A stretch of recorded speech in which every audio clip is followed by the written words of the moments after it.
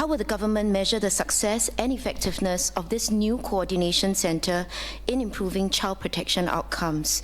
Are there specific indicators such as faster case detection, earlier intervention, or reduced recurrence of child harm that will be tracked?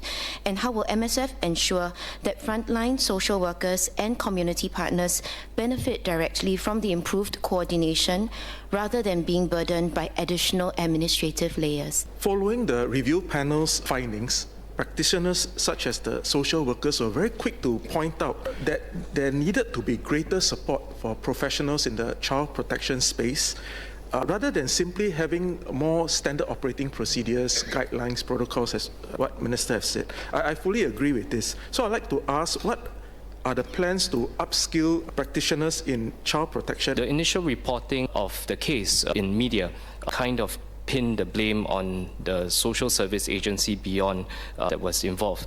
And a few community and social practitioners actually spoke up on social media about the optics of the reporting. And I think retrospectively the question is then, how can we better report or comms when such tragedies happen, in light of also encouraging collective ownership and culture? So I welcome the formation of the new Social Services Coordination Centre. But for each specific case on the ground, it is really the child protection officer that will need to coordinate across the different agencies. I remember Minister mentioning earlier that the number of cases per officer has been reduced from 40 to 35, if I recall correctly. My question is whether the ministry has a target to reduce this even further, quite substantively, to, for example, 25 or even 20.